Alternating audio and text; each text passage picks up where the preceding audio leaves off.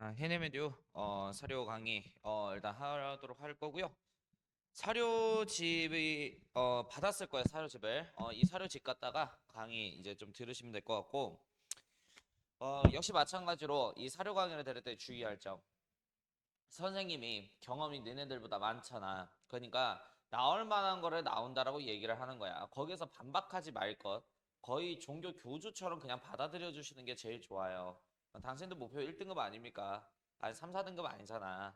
그럼 1등급 다음 공부를 해야 되는 거라고 저는 생각을 해. 자, 1번 갈게. 방구대 암각화 이렇게 나와 있어요. 암각화는 바위에다가 그림 그려놓은 걸 암각화라고 얘기를 하는데 어디서 발견됐다고? 울산광역시에서 발견됐다고. 이게 포인트야. 자, 그러면 니네들이 일단은 2-1 그러니까 이제 뭐 정근대의 대교류사까지는 들어가잖아. 근데 거기에서 중요하게 다루는 게 있다. 신라 시대 때 국제무역 항구를 우리가 뭐라 그래? 울산항이라 그러죠. 울산항.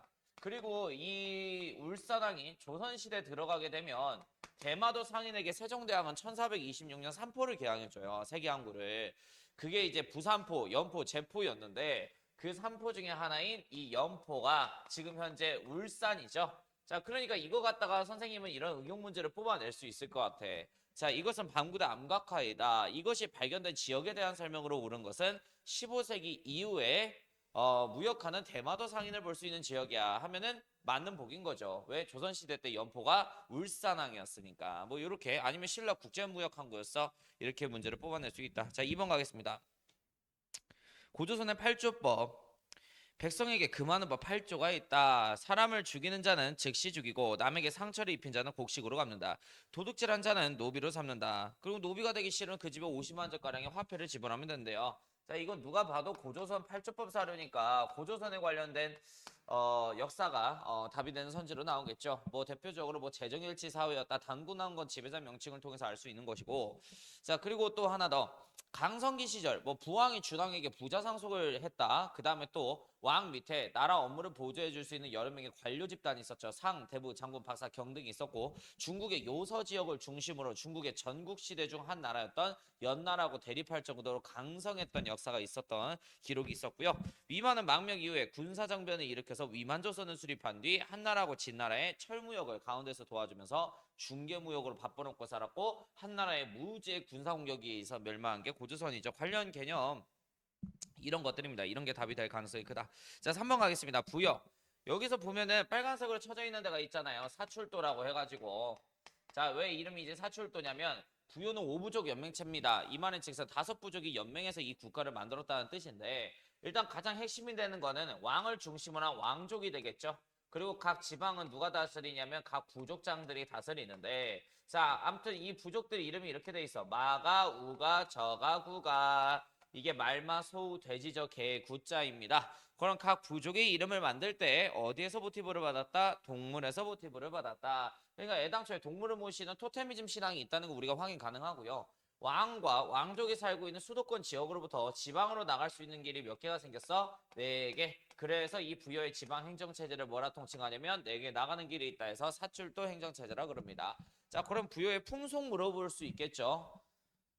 특징이나 뭐 오부족 연맹체제 뭐 요거에 관련해서 나왔고요. 경제는 뭐 나오지도 않을 것 같고 제천 행사 물어볼 가능성이 큽니다. 부여는 주된 경제 생활이 농업이 아니라 사냥이죠. 그래서 제천 행사는 사냥철인 12월에 보통 진행을 하게 되는데 이 행사 이름이 영고라고 하는 행사였습니다. 자, 그리고 주인 뒤지는 순간 나도 오늘 제삿날 뒤지는 날이야. 순장풍속이 있었고 소 발을 잘라서 점치는 우체전복 제도가 있었고 형이 죽게 되면은 형수, 즉 형의 부인을 동생이 물려받게 되는 형사 취수제라고 하는 풍속도 있었습니다. 일책 12법이라고 해서 이 나라는 한번 잘못하면 12배로 배상하는 배상제도가 있었다라는 거 4번 가겠습니다. 부여에서 내려온 주몽이 압록강 유역의 토착 집단하고 연합해서 졸본해서 이 나라를 건국했대요. 자, 그러면은 고구려의 첫 번째 수도는 어디야? 이거 고구려 관련된 사료 아니야. 졸본성이야. 이곳을 오녀산성이라고도 통칭을 하고 2대 왕이었던 유리명왕 때 수도를 국내성으로 천도하게 됩니다. 그리고 20대 왕 때 장수왕 때 최종적으로 수도를 평양성으로 이동을 하게 됐고요. 계속 읽을게요. 고구려의 왕은 오부의 여러 가와 함께 제가회의를 통해 국가의 중대사를 결정하였다. 오부족 연맹체였다라는 거죠. 게르부, 관노부, 소노부, 순노부, 전노부 이렇게 있는데 그 중에 독점적 권력 장악하는 게 게르부 부족이었죠. 태조왕 때. 자, 그리고 제가회의. 그러니까 이 고구려는 무슨 회의를 통해서 나라의 중대사를 정해? 제가회의. 이거 귀족회의죠. 그럼 이 제가회의를 주관하는 최고 귀족 관료를 뭐라 그래? 대대로 7세기에는 망리지. 백제는 뭐 상자평을 중심으로 한 정사함 회의라는 거 알고 계실 거고 신라는 화백회의죠. 상대 등을 중심으로 한. 5번 가겠습니다. 아무튼 이거 고구려 사료고요. 아, 경제는 약탈 경제입니다. 여기가 산하고 구릉이 많아요. 그러니까 언덕이 많아. 골짜기가. 그러다 보니까 농사를 지을 수 있는 평지가 확보되지 않는 나라입니다. 그러면 타민족을 어떻게 하면서 먹고 살아야 돼? 약탈. 그래서 주된 약탈의 대상은 옥저였고 그리고 제천 행사는 10월 동맹이라고 하는 행사가 있고요. 그 다음에 서욱제라고 해서 남녀가 결혼을 하게 되면 여자집에서 아이가 장성할 때까지 삼국시대 성인의 기준은 15이니까 15살 때까지 처가댁에 노동력 제공하고 그 다음에 이제 본가로 가는 처가살이 풍속 서욱제가 있었습니다. 5번 가겠습니다. 함경도와 강원도 동해안에 자리 잡은 옥저와 동해는 왕이었고 을군 삼로 등의 군장이 다스렸다. 일단 뭐 이 옥저하고 동해는 닮은 점이 많죠. 일단 이 두 나라 같은 경우에는 왕이 없습니다. 누가 다스려? 부족장, 군장이 다스리는데 군장국가 체제인데 일단 이 옥저하고 동해 위치 갖다 우리가 좀 구분을 해주셔야 돼요. 정치적으로 좀 공통점이 있어서 옥저, 여기 옥저가 있는 요 지역을 함경도 일대라 그럽니다. 함경도. 동해, 강원도 일대예요. 그래서 함경도에 있는 게 옥저고 동해는 강원도에 있다. 위치 좀 잘 기억해줘라. 뭐 옥동자 이렇게 외우면 좋잖아. 이제 위쪽부터 옥저가 위에 있어요. 뭐 거기에 관련된 개념 나오겠죠. 뭐 옥저 뭐 나올 개념 같은 경우에는 옥저는 고구려인들이 항상 약탈하기 때문에 먹고 살 게 많이 없습니다. 그러니까 일찍이 노동력을 합해야 돼요. 그래서 8살에서 보통 10살 나이에 결혼하게 되는데 그래서 어린 며느리를 데리고 와서 결혼시킨다 해서 민며느리제 풍속이 있었고요.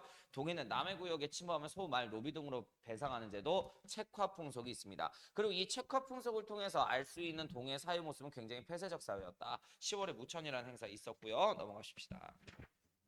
다음 장 넘어가시면 돼요. 자, 3만 가겠습니다. 고조선의 준왕은 그의 신하들과 궁인들을 거느리고 도망가서 바다를 경유하여 한해 지역에 거주하면서 스스로 한왕이라고 칭하였다. 이거는 선생님 강의 보면 나오는데 위만이 원래 연나라 사람이었잖아. 중국에. 근데 이 연왕 노간이 충노조고한테 도망을 가니까 이 백성들 살리려고 연나라 백성들 거느리고 고조선으로 망명한 게 위만이죠. 그리고 이제 이 준왕은 위만을 좀 좋게 여겨서 서북 쪽에 경계 지역에 그 이제 군사권을 주게 되는데 그쪽 이제 편역 지키라고 군사권 갖자마자 이 위만 새끼가 먼지 꺼려버려 군사 쿠데타 버려. 그래서 이 준왕은 쫓겨내려가죠. 어디로? 남쪽에 있는 진나라로. 이 진나라가 선생님이 뭐라 그랬어? 사만이라 그랬지. 마한, 변한, 진한을 통틀어 진이라고 불렀어. 그러면 이 사람이 준왕이 위만의 군사 정변으로 인해서 남쪽으로 쫓겨내려가서 어디에 왕이 됐다고? 한의 왕이 됐다고. 그럼 이거는 사만의 왕을 됐다라는 그런 소리야. 그러니까 이 사료 나오면 뭐야? 사만에 관련된 사료다. 이렇게 해석을 하시면 좋을 것 같아요. 사만은 재정 분리 사회죠. 그러니까 제사를 주관하는 제사장과 정치를 주관하는 정책 지배자가 따로 나눠져 있습니다. 그러면 제사를 하는 이 제사장을 뭐라고 부르죠? 천군이라고 부르고 그 천군이 제사 지내는 장소를 우리가 소도 이렇게 불렀어요. 자, 그리고 정치적 지배자 신지 읍차 이렇게 있고 여기는 벼농사 지역이라는 거 7번 가도록 하겠습니다.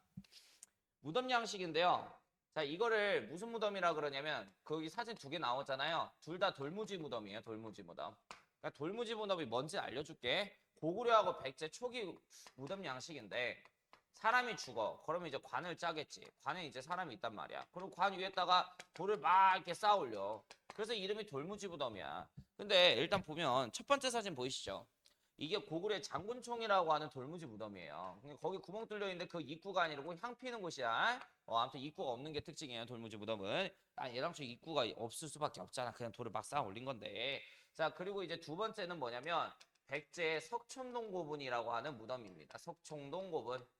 이게 근초공항의 무덤으로 유추되고 있는 무덤 양식이에요. 근데 둘이 비슷하게 생겼죠? 둘이 다 고구려의 초기 무덤 양식인 돌무지 무덤 양식 갖다가 증축됐기 때문입니다. 그러니까 고구려 유민들이 남하에서 한강 땅에서 백제를 건국했기 때문에 두 나라의 문화는 닮아 있을 수밖에 없다. 8번 갈게요. 백제 관련된 사료 힌트 주자면 거기에 빨간색으로 제가 뭘 이제 표기해놨어. 내신자평 표기해놨지. 그러니까 좌평으로 끝나는 관직이 나와 사료에서. 무조건 어디야? 백제밖에 없는 거야.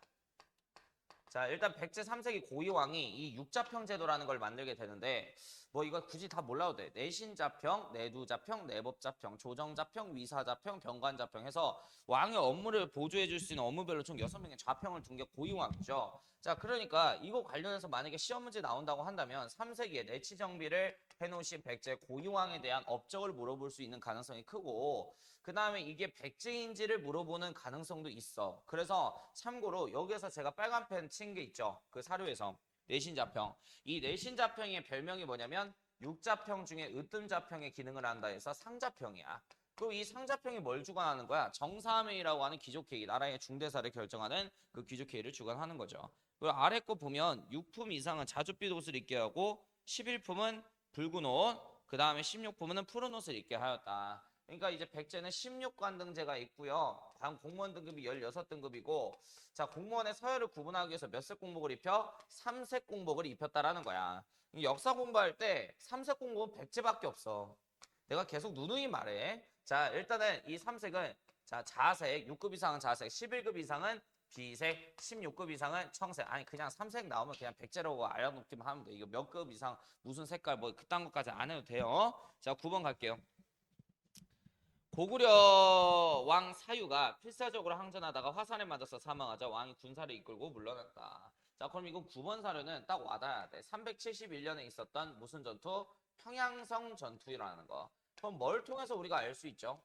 제가 그 강의에서 계속 얘기했잖아. 고국원왕이 평양성에서 근초고왕이 군부대하고 싸우다가 전사를 당하는데 무조건 사료가 나온다면 고국원왕이 뭐가 나온다고? 본명이 나온다 그랬지. 그 본명이 고사유씨야. 근데 이 고사유가 싸우다가 활 맞고 전사하셨대. 근초고왕이 백제 군사에 의해서 이제 전사한 거니까 평양성 전투예요. 그래서 이걸 연결 좀 지어 주시는 게 포인트 거고. 자, 그다음에 이제 10번 내려가겠습니다. 10번.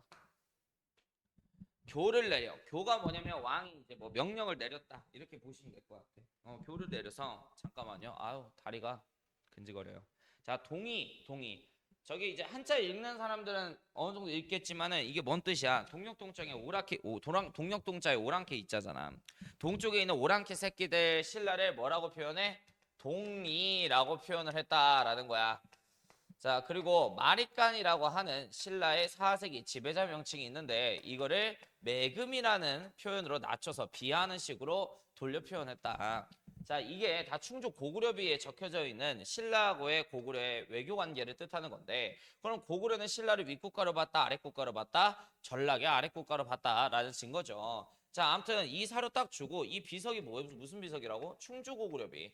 그럼 이 충주고구려비를 건립한 왕에 대한 업적으로 옳은 것은 해서 장수왕 업적 물어볼 수도 있어요. 그리고 이 충주고구려비를 통해서 알 수 있는 게 3가지 정도 있다 그랬지. 장수왕이 남하 정책을 펼쳤고 고구려의 관료 등급 명칭 사자, 조이, 태사자 등이 적혀져 있어서 이게 고구려 비석인지 알았던 겁니다. 충주에 있는 그 돌멩이가. 자, 그리고 이렇게 신라를 표현해놔서 신라하고의 고구려의 외교 관계를 파악할 수가 있었다라는 거. 자, 11번 가겠습니다. 가야의 성님. 거기 보면 그 딱 중간 문장 있잖아요. 중간 문장. 세상에 처음 나타났다고 해서 이름을 수로라고 하였다. 금관가의 시조가 김수로왕이거든. 그러니까 이거 금관가의 사료죠. 자, 덩이새를 화폐로 사용했고 마한 외 낭랑 지역에 수출하면서 먹고 살았다. 일단 뭐 금관가야든 대가야든 간에 가야국가의 특징은 변한 지역이 특징상 뭐가 많이 나와? 철이 많이 나와. 철을 수출하면서 먹고 살았다는 게 특징이죠. 주된 이제 농업은 벼농사였고요. 어떤 지역에 수출해? 낭랑이라고 해서 평양에 있는 중국 동네에 있어요. 낭랑 지역에 수출을 했고 그 다음에 일본 애들한테 철을 수출을 했다. 그리고 그 철을 녹이기 전에 그 원료가 되는 물건은 덩이새라고 불렀습니다. 이걸 주로 수출을 했대요. 넘어가도록 하겠습니다. 12번 갈게요. 생각컨대 선왕 춘추는 잠옷 어질고 덕망이 있었으며 더구나 생전에 어진 신하인 김유신을 얻어 한마음으로 정사를 돌봐 사만을 통일하였으니 이룩한 공적이 많지 않다고 할 수 없습니다. 이렇게 나와 있네요. 자, 어쨌든 뭐 김춘추가 나당 동맹을 이끌어서 뭘 이뤘다? 사만 통일, 삼국 통일의 과업을 달성했다라는 겁니다. 참고로 우리나라 최초의 삼국 통일이었고 요때부터 우리나라 안에서 한민족이라는 개념이 발생하기 시작합니다. 원래 고구려, 백제, 신라, 가야인들은 서로를 외국인이라고 인식을 했지 같은 민족이라고 생각 안 했는데 이제 통일신라라는 이름하에 같은 민족이 됐잖아요. 그래서 한민족 개념이 이때부터 등장한 거고 자 그리고 이제 13번 사료인데 이 13번 사료가 좀 많이 귀찮은 사료가 될 거야. 자, 발해 문화는 고구려 문화를 기반으로 건국이 됐대요. 자, 그럼 어느 나라를 계승했어? 고구려를 계승했다. 그럼 밑줄 쫙 긋고 그 근거를 찾으세요. 이렇게 나올 수도 있겠지. 자, 그럼 고구려 계승 근거에 관련해서 얘기를 하자면 첫 번째, 발해의 황제는 일본 외왕에게 국서를 보내는데 스스로를 문왕께서 고려 국왕이다라고 자칭했다라는 표현이 있었습니다. 그럼 여기서 이야기하는 고려는 왕건의 고려가 아니라 그 장수왕이 수도를 평양성으로 천도하고 나서 고구려라고 하는 나라 이름을 고려로 바꿔요. 그러니까 이 고려는 고구려의 후기 국호인 거야. 내가 고구려의 왕이야 하면서 외왕에게 서신을 보낸 거죠. 고구려 계승의식이 있는 거지. 자, 그다음에 두 번째, 고구려 귀족 남방 문화인 온돌 문화가 온돌 유적이 발해 수도 상경 용천부성에서 발견되게 됩니다. 그냥 그대로 남방 문화를 계승을 했다라는 거. 자, 그다음에 이제 세 번째는 불상이 비슷하게 생겼다라는 거죠.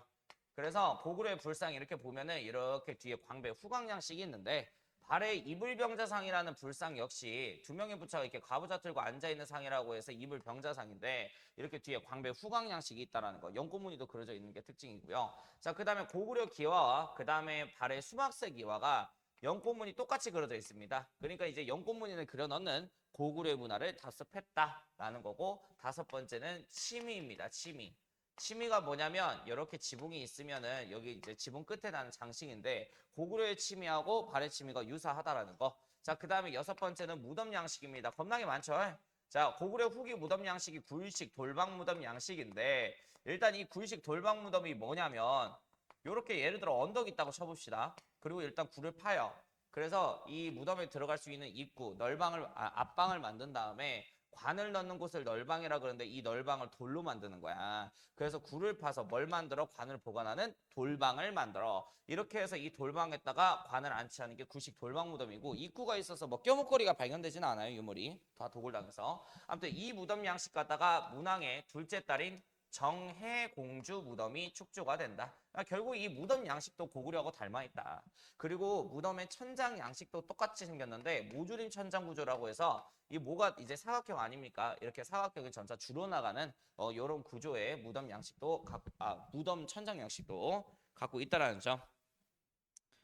그 당나라하고도 또 교류했대요. 환장하겠네. 자, 당나라하고도 교류했대. 아니, 언제부터 교류해? 발해 문왕이라는 황제부터. 그래서 당나라의 중앙행정체제 뭘 갖고 와? 삼성 육부. 하지만 명칭과 운영적인 측면에서의 독자성을 갖고 있다는 게 특징이 되겠고 그 다음에 당나라의 학교인 국자감의 커리큘럼을 그대로 모방해서 주자감이라고 하는 학교까지 만들게 됩니다. 그리고 이제 당나라의 수도성을 장안성이라 그러는데요. 이 장안성의 구조와 발해의 상경용천부의 구조가 똑같이 생겼습니다. 그러니까 상경용천부성을 건축할 때 당나라 수도 장안성을 참고해서 만들었다라는 거죠. 그리고 또 하나 더. 중국 애들은 항상 탑이든 건축물 만들 때는 다 벽돌 갖다 만드는데 이 영광탑이라는 발해탑이 벽돌탑이에요. 그럼 이거는 중국 당나라 양식이다. 우리가 볼 수 있겠죠. 그리고 이제 말가라고도 교류하고 말갈의 문화를 답습했다라는 걸 또 엿볼 수가 있는데 토기가 비슷합니다. 내려갈게요. 아유 힘들어. 13번 사료 하나 해석하고 힘들어. 14번. 자, 선왕 김춘추께서 백성의 참혹한 죽음을 불쌍히 여겨 임금을 대실 귀중한 몸을 잊으시고 바다 건너 당에 가서 황제를 뵙고 친히 군사를 청하였다. 방금 제가 말하는 거에다가 좀 밑줄 치실래요? 자, 이거는 뭐야? 648년 당태종 이세민과 신라사신 김춘추가 진성여왕 때 체결한 나당동맹 사건인 거죠. 나당동맹. 자, 아래 거 갈게요. 마침내 선왕 김춘추의 뜻을 이뤄냈다. 지금 두 적이 이미 평정되어 사방이 조용하고 편안하다. 선왕의 뜻을 이뤄냈대요. 두 적이 평정됐대요. 그럼 여기서 이야기하는 두 적은 어떤 나라겠니? 나당 연합군의 목적 백제와 고구려겠지. 그리고 선왕의 뜻을 이뤄냈대. 그럼 생각해봐. 지금 이 14번 사료는 어떤 왕 때 만들어졌겠니? 김춘추가 선왕이고 나당 동맹 체결했대. 그럼 현 왕은 누구야? 문무왕인 거야. 백제하고 고구려 무너뜨리고 삼만을 통일한 문무왕인 거죠. 참고로 이 백제 멸망은 무열왕업적이고 이 양반이 고구려 멸망시키고 외세 세력의 당을 축출해서 나당 전쟁에서 승리한 뒤 삼국 통일의 과업을 최초로 달성하신 분이죠. 자, 조선의 실학자 한백겸의 평가 갈게요. 초기 당나라 군대가 철수한 후 곧바로 도읍을 나라의 중앙으로 옮기고 사방의 오랑캐를 진압했다면 고구려의 옛 영토를 다 차지할 수 있을 뿐더러 요심, 요동과 부여의 땅도 우리의 영토를 삼을 수 있었을 것이다. 아래 거 볼게. 고려의 700년 이르도록 영토 안에 가시가 제거되지 못하고 하루도 편안한 날이 없게 되었다. 자, 일단 이 한백겸 씨는 누구냐면은 19세기 조선의 실학자입니다. 근데 이 사람이 동국지리지라고 하는 책에서 지금 신라 중심의 삼국 통일을 긍정적으로 평가하고 있어요? 부정적으로 평가하고 있어요? 쌉 부정적으로 평가하고 있다는 게 포인트가 되겠네요. 자, 일제강점기 민족주의 사학자 신채호의 평가입니다. 다른 종족을 끌어들여 같은 종족을 멸망시키는 것은 도적을 불러들여 형제를 죽이는 것과 다를 바 없는 것이다. 다른 종족을 끌어들였대. 자, 그럼 여기서 신채호가 얘기하는 다른 종족은 어떤 나라야? 딱 봐도 중국, 당나라. 같은 종족을 멸망시켰대요. 그럼 여기에서 같은 종족, 즉 이 형제는 어떤 나라를 말하는 거야? 백제하고 호구려를 말하는 거야. 그래서 신라가 잘못된 행동을 했다라고 지금 신채호 선생님께서는 얘기하고 있는 거죠.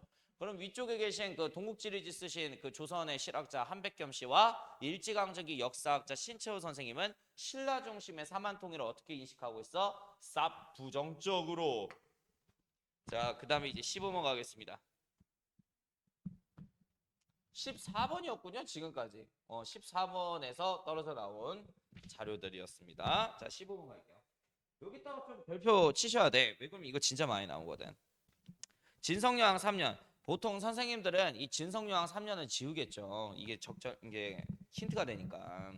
자, 원종과 애노 등이 사벌주, 상주 지역을 중심으로 반란을 일으켰다. 자, 일단 이 15번 사료는 신라 하하대 진성여왕 때 있었던 원종과 애노의 난인데 사벌주를 중심으로 반란을 일으켰다라고 얘기하네요. 경상도 상주를 중심으로. 자, 원종과 애노의 난은 어떤 여왕 때? 진성여왕 때 밀란을 일으켰던 사람들이었죠. 참고로 이 원종과 애노의 난을 중심으로 전국적으로 신라 하하대 밀란이 확대되기 시작합니다. 자, 어찌됐든 뭐 진성여왕 때 다른 사건에 관련해서 물어볼 가능성이 커. 경주 동쪽에 적색 바지를 입고 봉기한 도적 무리를 적고적이라고 얘기를 하는데 적고적 역시 이때 봉기를 했죠. 적고적의 난이 있었다. 그 다음에 당나라 관리 출신의 신라 육두품 관리가 있었는데 그게 최치원이야. 당나라 황제한테 이쁨 받으면서 부하고 명예를 누리고 있었는데 나라가 망하기 일부 직전이야. 그래서 나라 되살리고자 육두품 자격으로 기화해서 시무 10조 또는 시무 10책이라고 하는 개혁안을 진성여왕에게 올렸고요. 무산되었죠. 자, 그 다음에 이제 지방 호족들이 반신라적 성향을 갖고 있는 머리 똑똑한 육두품 관료들과 함께 후삼국 시대를 개창한 게 진성여왕 때의 모습이죠. 그래서 궁예라고 하는 호족이 육두품 애들하고 손을 잡아가지고 만든 나라가 무슨 나라? 901년에 송악을 도읍으로 잡은 후고구려. 그 다음에 견훤이 완산주 지금 현재 전주 지역을 도읍 삼아서 어떤 나라 건국하지? 후백제라고 하는 나라를 건국을 하게 됐죠. 이렇게 해서 진성여왕 막바지 때 우리는 후삼국으로 분열되게 되었다. 이런 거 관련해서 나오겠지. 뻔하지. 넘어갑시다. 태조 왕건은 왜 부인이 29명이었을까? 왕건은 왜 부인이 29명이었을까? 글쎄요. 왜 왕건은 29명이었게요? 왕건은 자기 권력을 견제할 수 있는 지방 호족들이지. 걔네들이 나를 왕으로 만들어준 개국공신 세력이야. 그러면은 반대로 말하면 뭐야? 나를 탄핵시킬 수도 있는 거잖아. 자, 왕건은 제일 안정적인 관계를 패밀리, 가족 관계라고 생각해. 그래서 호족 딸들하고 싹 다 결혼하다 보니까 29명이나 되는 부인을 갖게 됐네. 그럼 이거에 관련해서 문제 나오면 어떤 왕의 업적을 물어본다? 태조 왕건의 업적을 물어볼 가능성이 크다. 뭐 연호는 천수고요. 고려 건국했고요. 수도 개경으로 이전했고요. 조세를 10분의 1로 걷게끔 만들었고요. 그 다음에 빈민에게 곡식을 낮은 이자율로 봄에 대출해주는 흑창이라는 관청을 수도권 지역에 안에서 설치를 했고 호족 융합 정책이라고 해서 호족 딸들하고 결혼하는 통혼 정책, 왕시성을 하사하는 사성 정책, 그 다음에 개국공신 호족들에게 나 왕 만들어줘서 고맙잖아 하면서 땅준 역분전, 그 다음에 호족 견제책, 호족 아들들을 중앙 공무원으로 기용하는 척하면서 인질로 잡는 기인제도, 그 다음에 각 지방 호족들을 치안 책임자로 임명해서 그 지역에서 일어난 모든 일에 대해서 책임을 지게끔 하는 사신관제도, 그 다음에 북진정책, 서경을 중심으로, 서경이 평양이죠. 고구려 수도. 서경을 중심적으로 잡아서 뭐 청천가부터 영흥만 일대까지 영역 확장한 것도 왕건의 업적이 되겠고 훈요 10조라고 해서 후대 황제들한테 남기는 유언서까지 작성한 게 태조 왕건의 업적입니다. 밑에 다 써있죠? 뭐 저것 중에 하나가 답이 되겠죠. 17번 가겠습니다. 1번. 노비양거법 실시. 노비를 상세히 조사하고 살펴서 옳고 그름을 밝혀내도록 명하였다. 노비항거법이죠. 애당초에 광종이 이거 시행한 까닭이 뭐예요? 노비항거법. 호족들 견제하기 위해서야. 아니 광종이 황제 자리에 올랐는데 자신의 아버지 태조 왕건을 왕으로 만들어준 개국공시 호족들이 사병을 너무나도 많이 갖고 있는 거야. 그리고 그 사병 때문에 왕권이 억제되고 있는 상황이었죠. 그래서 광종은 호족들의 사병이 대부분 다 노비들로 구성되어 있단 말이야. 그래서 광종은 천하에 이렇게 명령을 내렸대. 원래 후삼국 전쟁 당시엔 신분이 양인 신분이었으나 억울하게 우리 호족 삼촌들한테 잡혀 노비 신분으로 전락된 자들을 찾아서 원래 신분인 양인으로 복구시켜라. 이게 광종의 노비양거법 정책이에요. 그래서 대부분 호족들의 사병이 다 뭐로 구성되어 있다고? 노비로 구성되어 있었는데 갑자기 신분이 해방이 돼서 양인이 됐네. 그럼 호족의 사병 숫자는 증가해 감소해서 호족을 견제할 수 있었던 거죠. 그리고 또 하나의 이점은 뭐야? 이 노비들은 원래 세금 징수 대상이 아니었는데 이제 얘네들이 세금 징수 대상이 양인 신분으로 승격이 됐네. 그럼 징수 대상이 많아진다는 것은 세금이 더 많이 거쳐진다는 거고 그 다음에 나라의 재정은 튼튼해진다는 거잖아요. 그죠? 그리고 제가 이제 강의 모니터링을 하는데요. 그 눈동자는 죽어 있는데 목소리만 밝아요. 예. 프로죠, 프로. 괜찮아요. 어차피 이거 강의 보고 있는 친구들도 나중에 어차피 어른 되면 이렇게 살 거 알기 때문에 여기 앞에 있는 선생님들은 너네들의 미래야. 자, 아무튼 화이팅. 자, 광종이 쌍계 의견을 받아들여 과거제로 인재를 뽑았대. 그러니까 이것도 똑같아. 그러니까 이 호족들의 노비를 뺐으니까 호족들이 가만히 있겠냐고. 광종 죽이려 들 거 아니니. 그래서 궁궐 안에서 호족 관리를 상대로 싸워서 이기기 위해서는 능력 좋은 관리들이 옆에 서야 된다 이렇게 생각이 들었던 거야. 그래서 중국인 관료들을 주로 고려의 중앙 요직에 많이 썼는데요. 그 중국인 관료 중에 후주라고 하는 나라에서 온 쌍기라고 하는 공무원이 있어.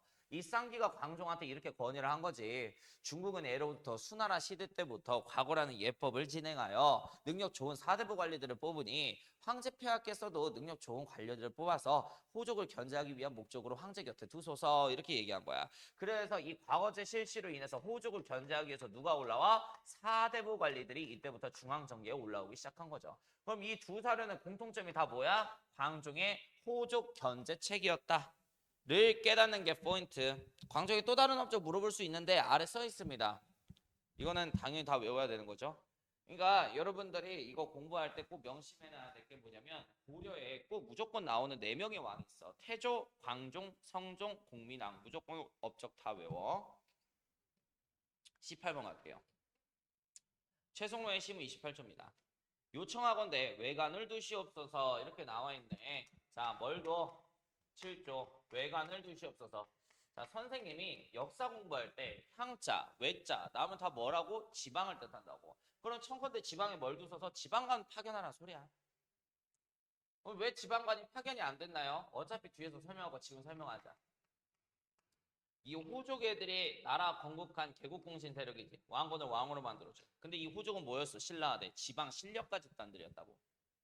근데 이 킹메이커 집단의 호족이 나중에 이렇게 된다. 나는 왕건을 왕으로 만들어준 개국공신 세력으로서 중앙에서 관리로 살아갈래? 이런 애들이 나중에 권력이 안정화됨에 따라 문벌 귀족으로 성장을 하게 되는 거야.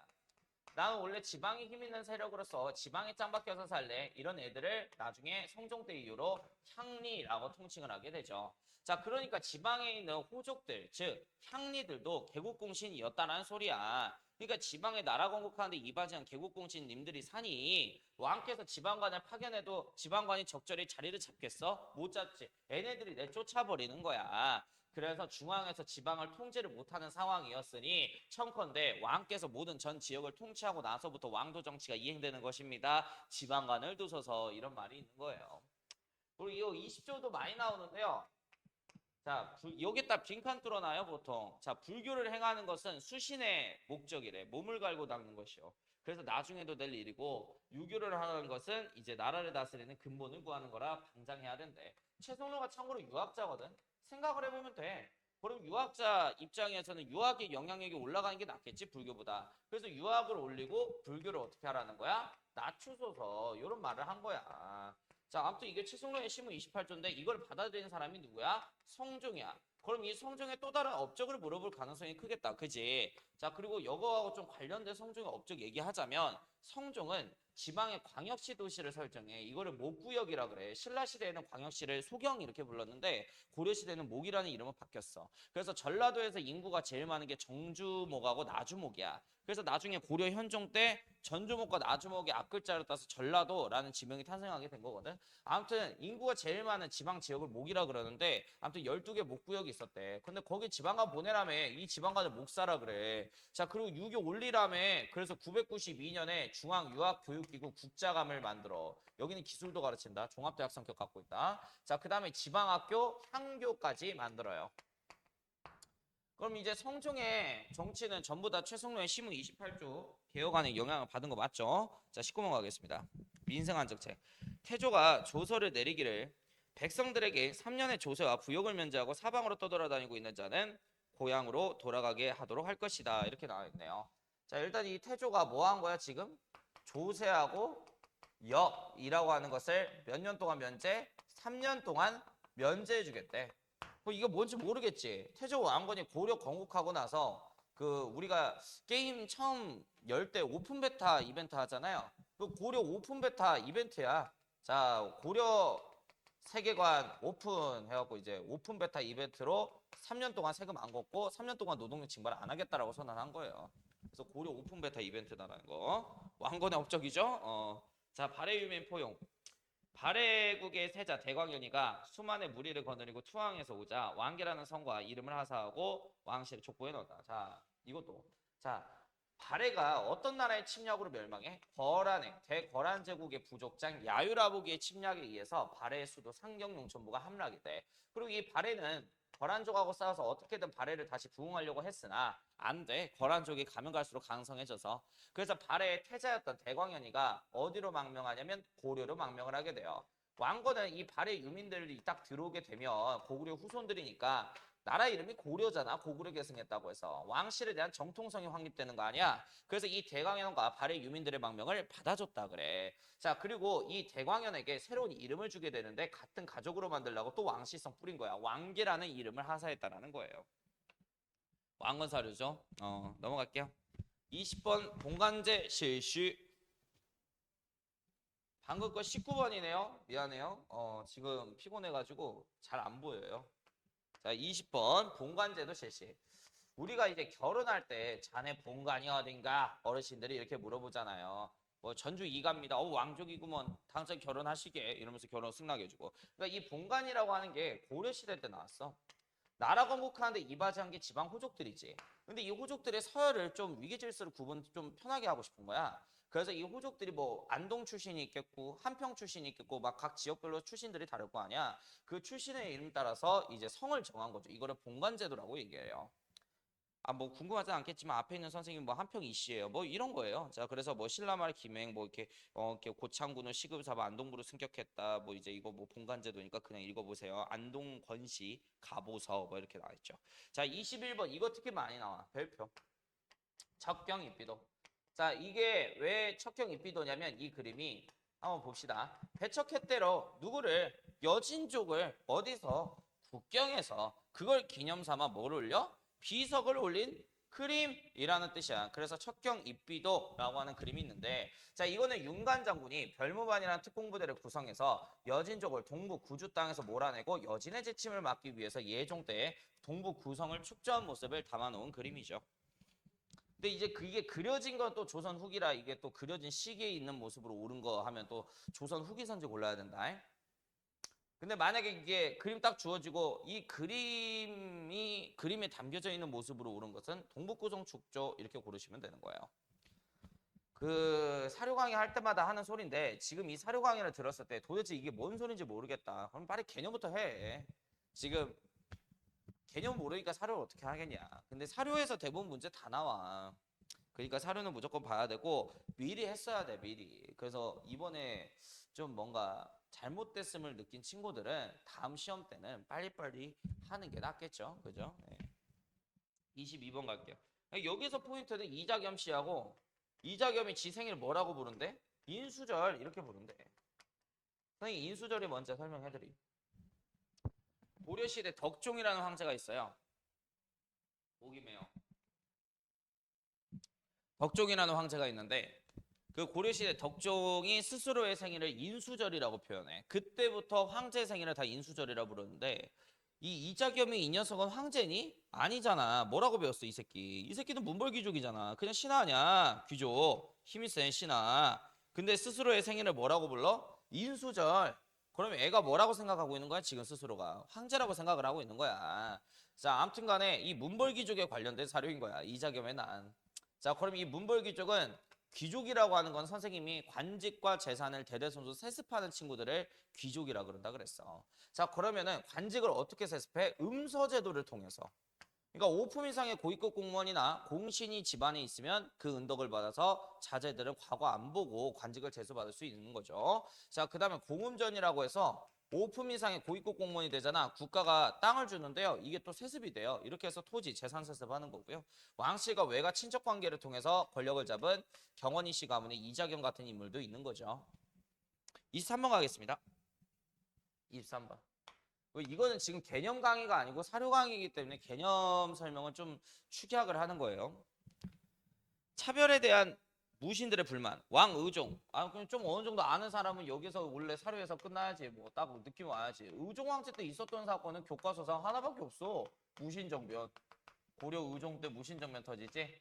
자, 그리고 이 무신정변이 터진 장소가 어디야? 의종이 맨날 술 처먹고 노는 놀이터 보현원이라고 하는 장소야. 이고 이의방 정중부를 중심으로 정변이 터졌죠. 아래 거 볼게요. 문신들을 의기양양하여 취하도록 마시고 배부르게 먹고 있는데 무신들은 모두 굶주리고 피곤하니 이 어찌 참을 수 있겠습니까? 라고 나오네요. 무신들이 차별받아서 빡쳐서 칼 뽑은 거죠. 그래서 당시 의종 폐위 당하고 새로운 명종이라는 허수아비 황제를 즉위시켜 무신들이 약 100여 년과 권력을 독점장악했던 시대였습니다. 자, 23번 가도록 하겠습니다. 망이 망소의 난. 자, 이 무신 집권기 때 있었던 밀란에 관련된 사료인데 요거 밀란 관련된 사료 나오잖아. 100%야. 아니 100%는 아니야. 100%는 아니야. 내가 무당은 아니고 무당은 아니니까 80%. 무조건 위치 물어보는 문제가 나와. 그럼 이거 볼게. 우리 고향 명학소. 그냥 여기까지만 읽으면 되지 않겠니? 자, 공주 명학소에서 반란을 일으킨 게 누구지? 망이와 망소의 형제죠. 소주역 주민에 대한 차별 대우 때문에 이들은 봉기를 했고 이 과정 안에서 일반 현으로 승격되기도 해요.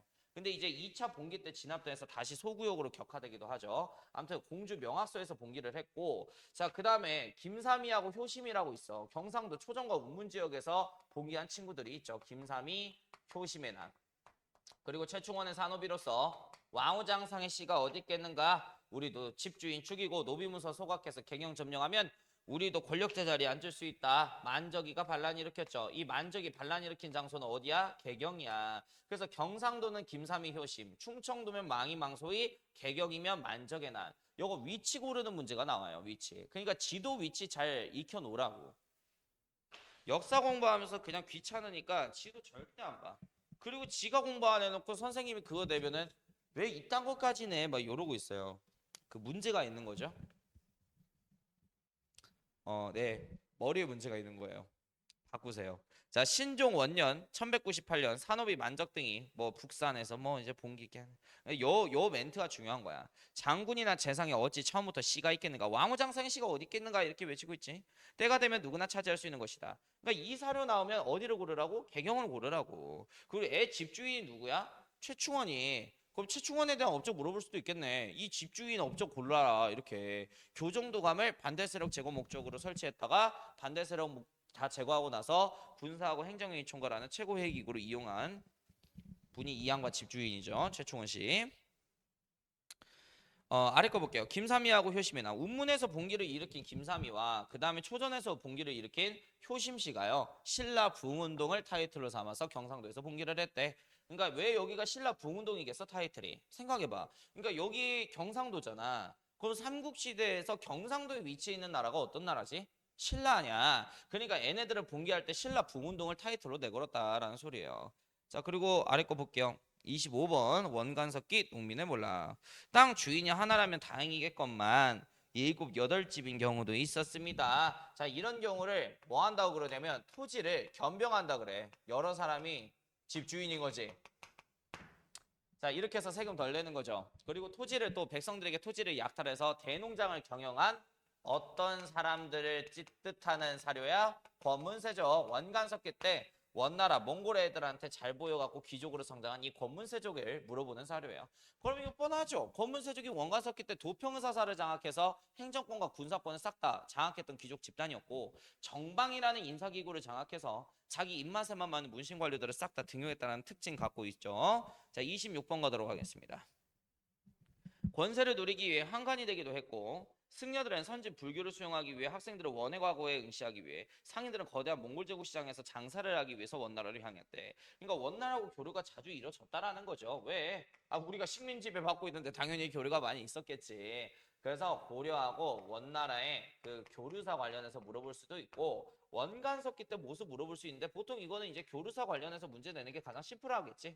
그래서 일단 고려는 원나라한테 뭘 전달했죠? 조공을 갖다 바쳐주는 신하국가 입장으로서 금, 은, 포백, 그 다음에 뭐 갖다 바치는 여자를 공녀라 그래. 내시 황관들, 그 다음에 백설기라는 떡, 그 다음에 고려 매, 그 다음에 고려 옷 같은 거 전달해주고, 원나라는 고려한테 증류수 소주 전달해주고요. 귀에 차는 귀걸이, 이게 몽골 문화야. 자, 그 다음에 결혼할 때 여자들 이제 볼따구에 빨갛게 터치하는 연지곤지 문화. 요런 게 원나라 시대, 원간석기 시대 때 넘어오게 됐다라는 거. 27번 가겠습니다. 위화도 회군에 관련된 사료예요. 쌍성 총관부 지역을 명예 영토로 삼겠다고 명나라 1대 왕제인 홍무제가 고려의 우왕에게 선언했대요. 그래서 우왕과 채영은 요동정벌을 계획하게 되었고, 그 요동정벌에 반대했던 이성계가 압록강 위화도에서 군사를 돌려서 우왕과 채영을 몰아내고 창을 옹립시킨 거죠. 뭐 이거 위화도 회군 사건 아니야? 위화도 회군 사건. 위화도 회군. 그래서 신흥 무인 세력이나 신진사대부라고 하는 새로운 기득권 세력들은 검은세족 견제하려는 세력들이었잖아. 걔네들은 원나라가 아니라 명을 사대하려고 하는 명나라한테 친한 친명 성향을 갖고 있다. 28번 가도록 하겠습니다.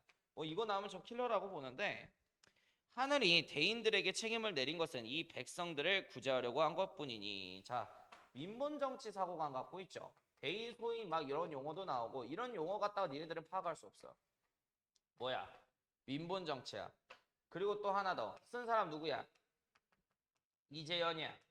이재현은 공민왕 때 있었던 대표적인 성리학자야. 그럼 이거는 뭘 얘기하는 거야? 성리학자에 관련된 사료인 거야. 성리학을 연구해. 그럼 누구겠어? 검은세족을 견제하기 위해서 과거를 통해서 공민왕 때 올라온 신진사대부.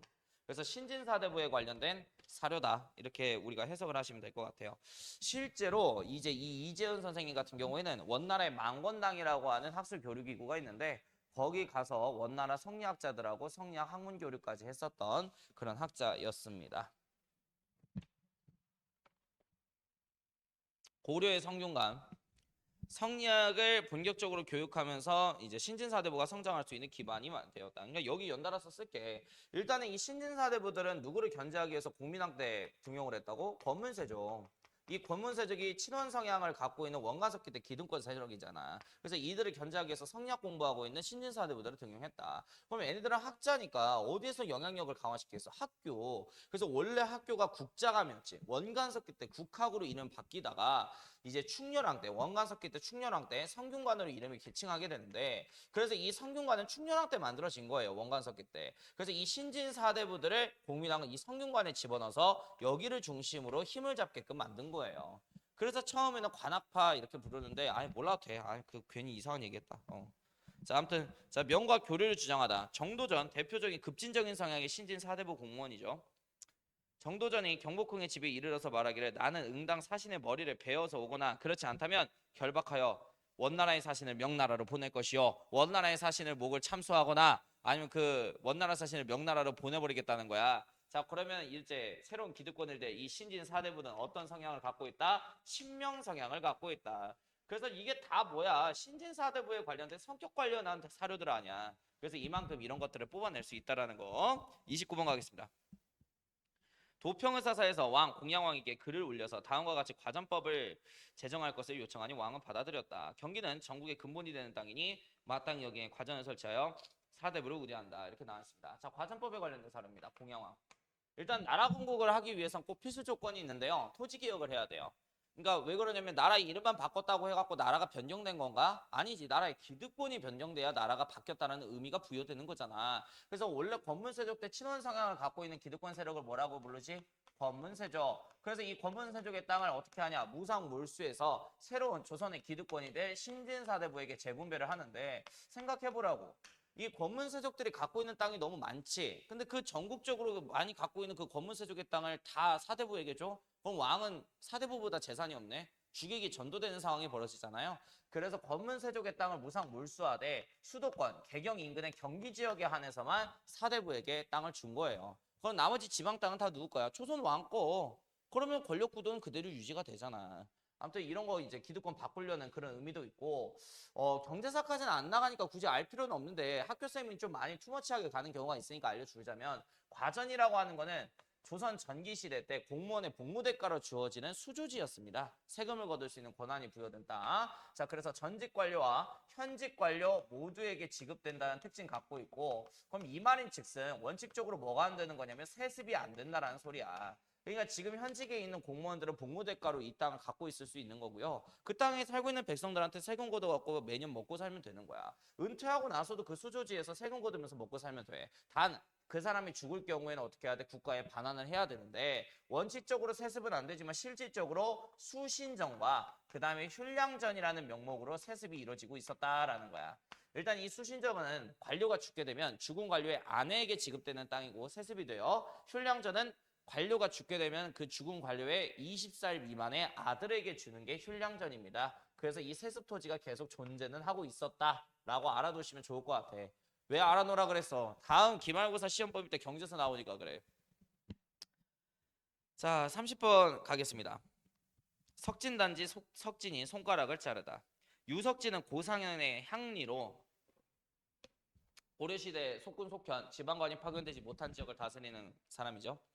아버지가 모진 병을 얻어 날마다 병이 발에 기절하니 선생님도 그 전북대 병원에서 생활 오래 해서 나 이거 증상 뭔지 알 것 같아. 아빠가 백혈병 걸린 것 같아. 내가 봤을 때.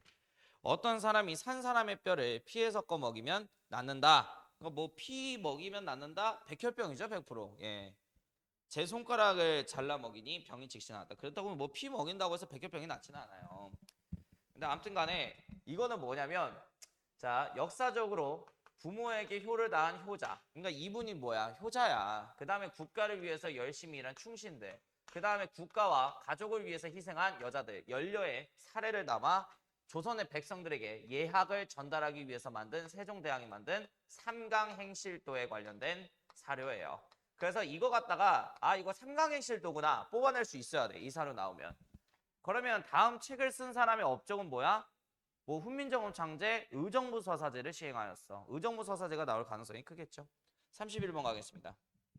서원, 사림의 성장 기반이 되다. 서원에 서적을 내려주시고 편액을 내려주시며 자 일단 이 서원이 뭐야? 서원이 조선시대 때 선현에 대한 제사를 지내기 위해서 만든 제사장으로부터 출발해. 선현은 뭐냐면 내가 학문적으로 모시고 있는 선생님 그분을 모시는 제사장인데 그 선생님이 남기고 간 학술적 경향을 지방 사람들에게 교육시켜주는 지방 사립중고등학교의 역할을 담당하고 있는 게 서원이었고요. 이 서원 중에 최초의 서원이 경북 영주의 안양이라고 하는 선생님을 모시기 위해서 참고로 이 안양 선생님이 13세기 원나라 가가지고 우리나라 한반도에 성리학을 처음 들여온 스님분이야. 성리학의 시조의 거인인 거죠.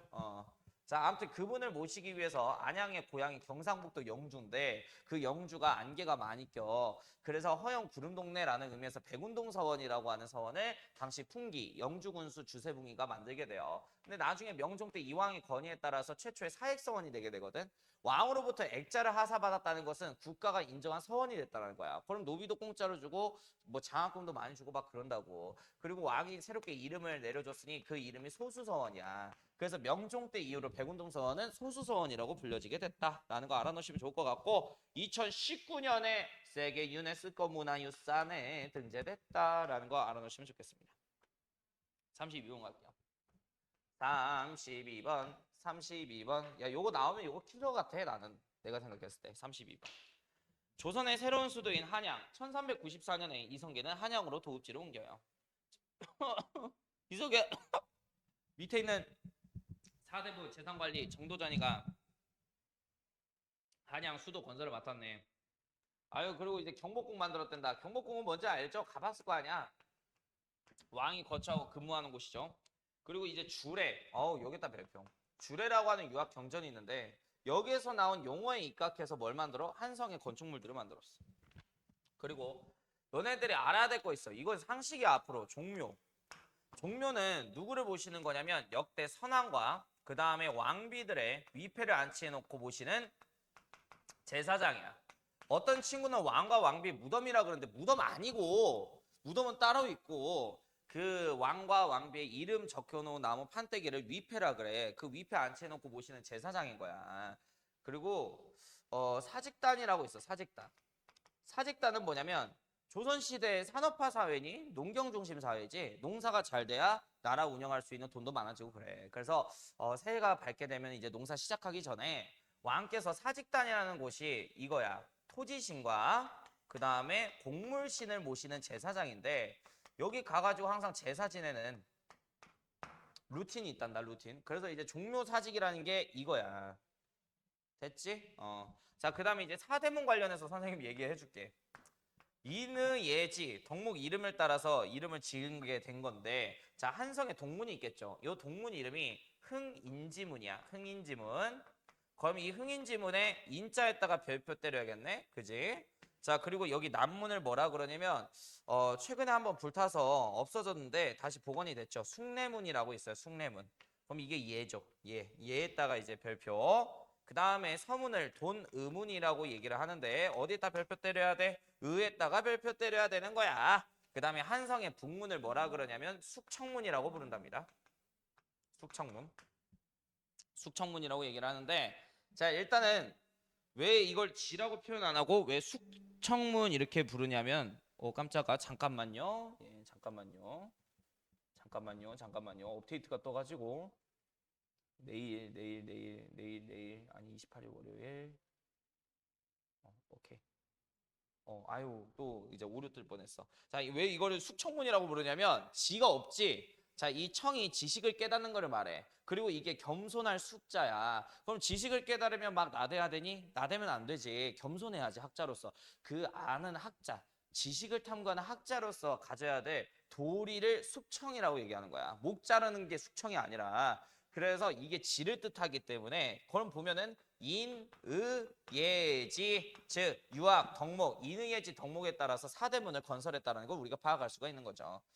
가끔가다 좀 선생님이 좀 살짝 변태 성향이다 이것까지 낼 수 있고 한성의 중앙에 시간을 알리는 보신각이라고 하는 종도 있어요. 그래서 우리가 지금도 새해 밝으면 보신각 종소리 듣잖아. 땡 이런 식으로 넘어가자고.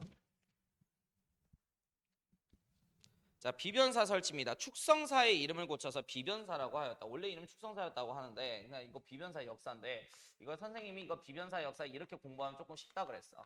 이걸 이렇게 외워. 사물임 중명선 사물임 중명선 사물임 중명선 사물임 중명선. 자 이게 뭐냐면 경상도에 세계 항구를 세종대왕께서 1426년에 오픈해놨어요. 근데 그 삼포 즉 세계 항구에서 무역하고 있는 일본 대만어 상인들이 조선 조정이 무역을 통제하기 시작하니 왜 제한하고 지랄이야 반란 일으켜 삼포회란 이거를 막기 위해서 중종 때 임시 군사회의기구로서 설치된 게 비변사의 첫 시작. 자 그리고 이 삼포회란을 보복하고자 전라남도 강진에 수만 명의 왜구들이 쳐들어오네. 이거를 막기 위해서 명종 때 아니 어차피 왜구들의 규모도 커지고 계속 쳐들어올 것 같은데 계속 있는 상설기구로 두자 상설 군사회의기구로 발전하게 되죠. 자, 그 다음에 선조 때 임진왜란 전쟁이죠. 선조 때 임진왜란 전쟁 때 어차피 매일 아침마다 군사회의 목적으로 이 비변사에 모이게 될 것인데 뭐더러 의정부까지 행정회의하러 걸어가 여기서 행정일까지 처리하자. 모든 일을 총괄하는 최고의 기구가 된 건 임진왜란 때다. 자, 그래요. 자, 요즘 큰일이건 작은일이건 비변사에서 모두 다룬데 뭐야 이거. 임진왜란 이후 아니야. 효종실로. 거기에 관련돼서 얘기하는 거고요. 3, 4번 너무 쉽습니다. 이거 3, 4번. 자, 적 일본군이 머물렀던 곳곳마다 백골만이 쌓여 있었고 굶주린 백성들은 당에 질비하게 누워 있거나 뭐 이렇게 나와 있는데요. 이거는 딱 봐도 무슨 전쟁? 임진왜란. 그럼 임진왜란 과정은 안 나와 있지 교과서에. 그럼 배경, 명분, 그 다음에 결과 쪽에서 답이 나오는 겁니다. 아래 다 써놨어요. 자, 그리고 이제 도조가 누구냐면 이삼평 선생님을 말해. 그러니까 일본 애들이 임진왜란 하면서 우리나라 도자기 기술자들 납치를 했거든. 그 중에 한 명이 이삼평 선생님인데 일본의 아리타 지역에 건너가서 일본 아리타인들한테 야 도자기 이렇게 굽는 거야 이 새끼들아. 아리타 도자기 만드는 거를 알려줘요. 그래서 이 아리타 도자기가 이삼평 선생님의 영향에 따라서 굉장히 잘 팔리는 물건이 돼서 일본 아리타 지역이 이삼평 선생님 덕분에 부자 동네 돼. 그래서 이삼평의 후손들 아직도 귀족대접 그쪽 지역에서 받고 있다라는 거. 그러니까 이게 임진왜란 때 납치됐던 도자기공이죠. 자, 35번 가겠습니다. 양수투한도 이렇게 나오는데 어렵게 생각할 거 없어. 그러니까 광해군이 중립외교 정책을 펼치는 가운데에서 후금도 내 편, 명나라도 내 편, 뭐 이런 감성이 중립외교 감성 아니겠습니까? 그래서 명나라가 원군을 보내달라고 해서 어쩔 수 없이 우리가 임진년에 은혜를 입은 사례가 있어서 원군을 보내주는데 그때 사루 전투에 보냈던 조선 장수가 누구죠? 강홍립이죠. 근데 이 강홍립한테 광해군이 이러잖아. 여진의 누르하치 군부대하고 싸우다가 명나라 군부대가 조금이라도 질 것 같잖아. 바로 항복 지지 때리고 항복해서 내 백성들 어떻게든 살려와. 뭐 이 강홍립의 조선 병사들이 여진의 병사들한테 투항하고 있는 모습입니다. 36번 갈게요. 두루 원만하고 편향되지 않음이 군자의 공정한 마음이고 편향되고 원만하지 못함이 소인의 사사로운 마음이다. 이거는 종로에 탕평채 실시하겠다고 백성들한테 알리기 위해서 영조가 박아놓은 탕평비 아니야 탕평비. 영주의 업종 물어보겠죠. 다른 거 아래 다 정리를 했습니다. 뭐 탕평정신 뭐 이렇게 있는데 자 우리가 여기서 하나 알자고. 탕평책이라고 해서 붕당정책 완화 정책을 시행한 왕이 딱 두 명 있어. 영조하고 정조. 아니 물론 숙종도 자기가 뭐 한국 정책 뭐 탕평책이다 뭐 얘기하는데 그게 무슨 탕평책이에요. 그냥 자기 그냥 입맛에 맞게 그 기득권 바꾸는 거지. 37번 가겠습니다. 붕당의 폐. 딱 내용 이거 상당하네요. 자 37번 붕당의 폐.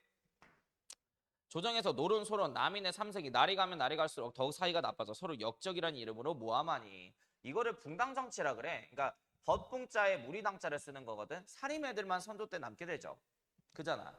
그런데 이제 뭐 지역 출신도 다르고 따르는 스승님 다르고 그 다음에 학술적 경향 다르고 아니 그래서 어찌됐든 간에 여러 당파로 쪼개지게 되는데 동인하고 서인으로 나눠진 까닭이 뭐야? 이조전랑 문제죠. 심우겸하고 이제 심우겸하고 김효원의 이조전랑 문제. 지금 내가 이거 뭔 말하는지 지금까지 모르면 졸라 심각한 거야. 성적 안 나올 거야. 미리 공부했어야 돼. 자 그리고 이 동인이 북인하고 남인으로 나눠진 까닭은 뭐야? 그러니까 이거 뭔 말인지 모르겠으면 제 거 강의 쪽으로 가세요. 여기 사료 강의 빨리 듣고. 자 일단 이 북인하고 남인으로 동인이 나눠지게 된 까닭은 뭐지? 정철의 건정 사건 때문에 그렇죠. 그래서 정철의 강경 처벌하자 북인, 온건 처벌하자 남인. 그리고 이 서인이 나중에 노론과 소론으로 쪼개져. 이 까닭은 뭐야? 숙종 때 허적이라고 하는 남인의 영수가 숙종의 동의 없이 멋대로 비막는 천막 유학을 가져다 썼다가 숙종이 진노해서 남인 애들의 권력을 서인에게 주고 남인 애들이 이때 유배당했을 때 남인 조적, 강경처벌, 노론, 온건처벌, 소론 이렇게 나눠지게 된 거죠. 38번 가겠습니다. 규장각이라고 나오네. 규장각. 잠깐만 화면 조정 좀.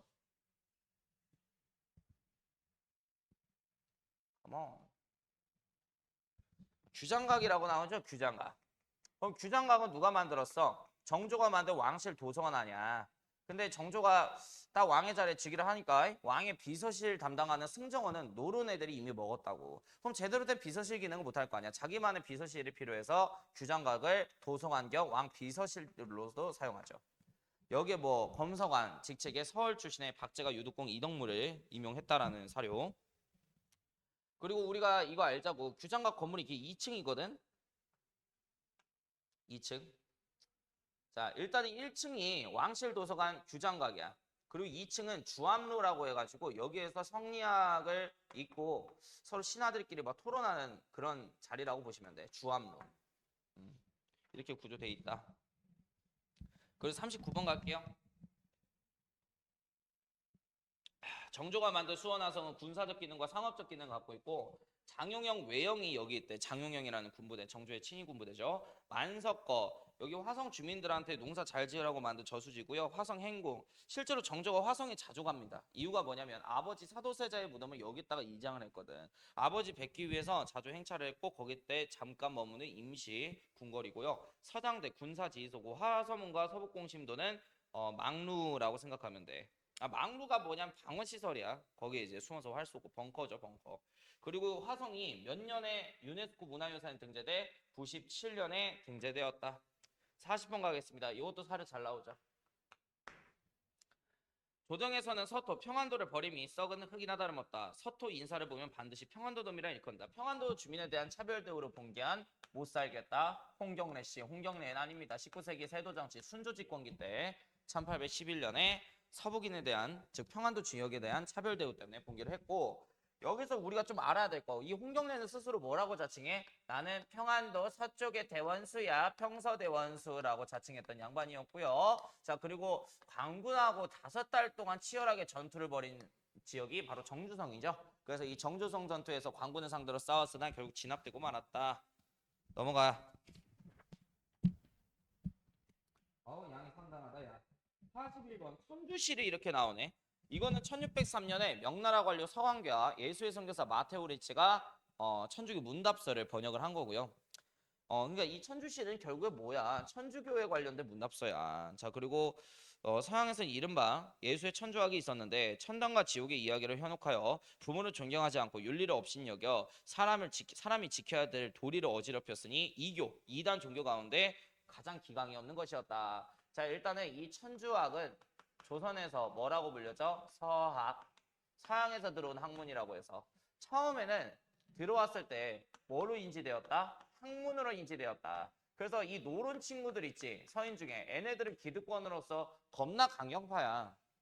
성리학 말고 다 사탄막 이단이야. 얘네들은 성리학을 당연히 안 따르고 야당이었던 좀 학문적으로 개방적인 성격 갖고 있는 소론과 남인학자들에 의해서 학문으로 연구가 되어졌죠. 그래서 순조 때 노론 애들이 반대당파 소론 남인들 숙청하기 위해서 천주학이 평등을 강조하는 성격 갖고 있단 말이야. 어디 씨바 신분제 중심 사회에서 평등을 강조해 이걸 명분으로 얘네들을 숙청을 했던 거예요. 이게 이제 신유박해 사건이었고, 그러니까 이게 신유박해 사건 때 있었던 그 사료예요. 신유박해는 그 몰라도 되고. 아무튼 그리고 나중에 이제 18세기에 이들은 이제 종교로 이제 믿기 시작했다.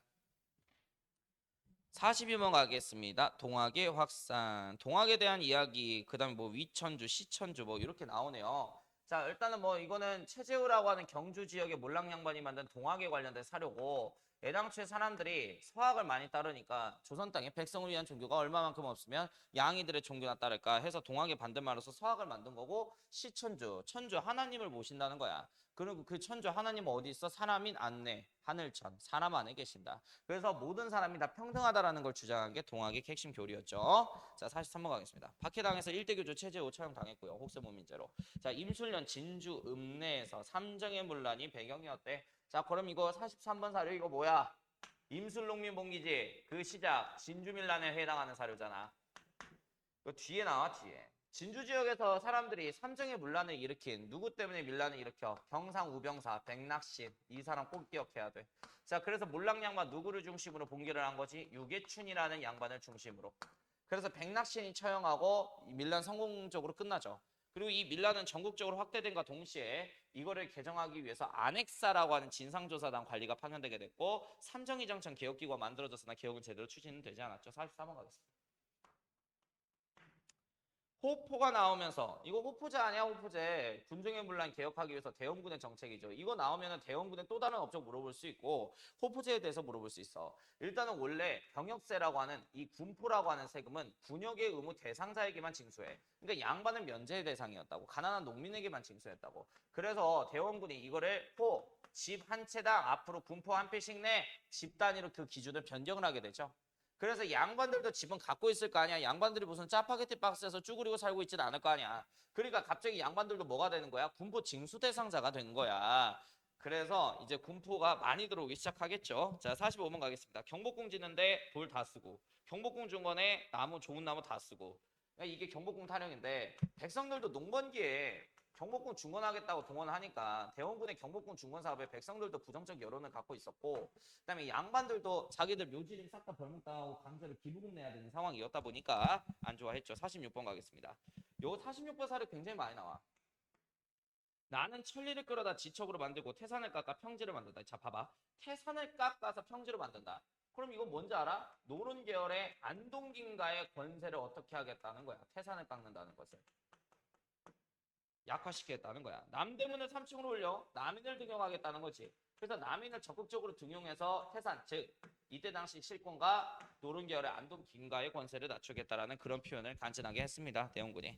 47번 호프제예요. 아까 설푸제 설명했으니까 넘어갈 거고 48번 가겠습니다. 대원군은 만동묘를 철폐했대. 그러니까 여기에서 만동묘가 뭔지 알려줄게. 이게 우리나라가 이제 중화주의 소중국 의식을 갖고 있다는 증거인데 마실게요.